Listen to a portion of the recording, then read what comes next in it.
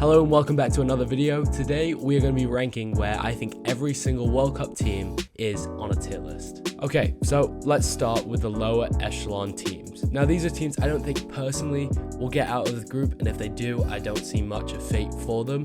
So in this category, I'm going to be placing Japan, Korea, Costa Rica, which I think them, as well as this next team, Ecuador, have a bit of a chance to get out of the group. Morocco, Cameroon, Ghana, as well as Australia, Iran, Qatar, and Saudi Arabia, Tunisia, and Serbia, and Canada. So now let's talk round of 16 teams. Mexico.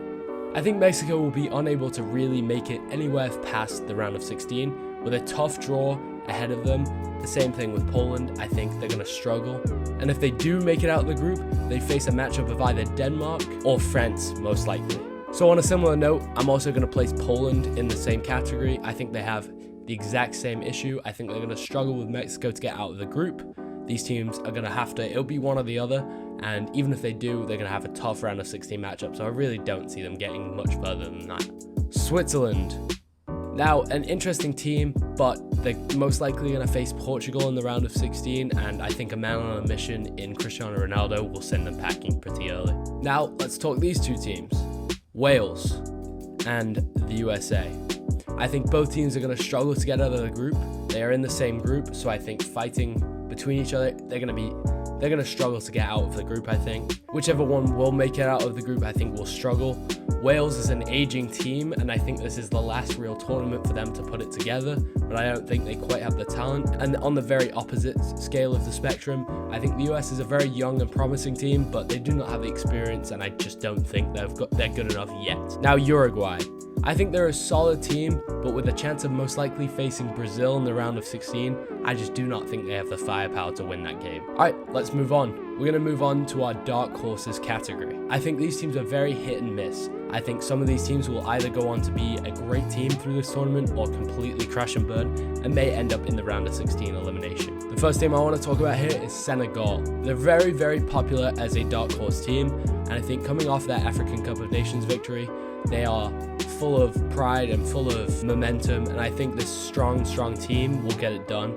And I think it will be Sadio Mane's potentially last tournament or second to last tournament, and I think he needs to have a big performance here for to carry Senegal forward. Alright, the next team I want to talk about is Croatia. They always seem to be a very, very, very solid team.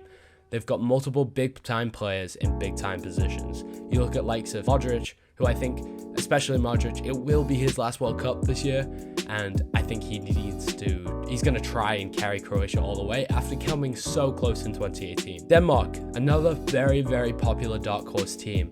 After going on that fantastical run last summer, they were also missing Christian Eriksen due to medical circumstances. I think him coming back into the team, he'll hold the team together again and play as a great midfielder to link up play. And the final dark horse I have is the Netherlands. I think a young and interesting team.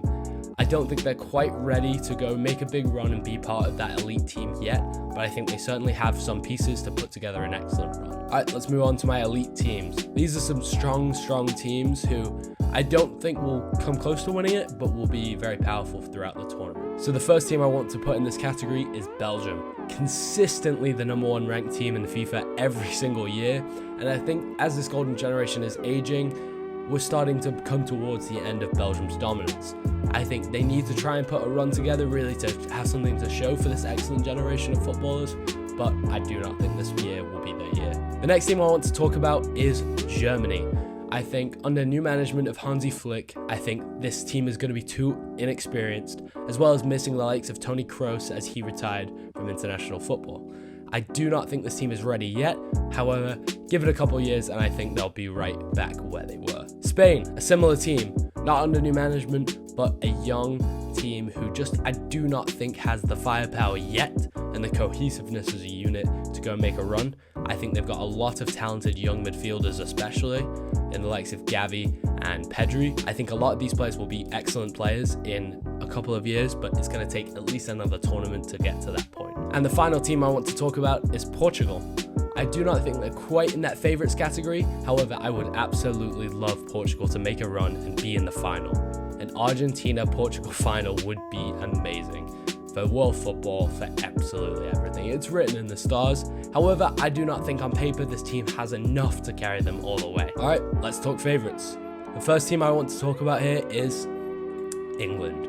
I think they are statistically a favourite. I do not think they quite have enough to win it. As with everybody in this favourites category, I think any of these teams could win it.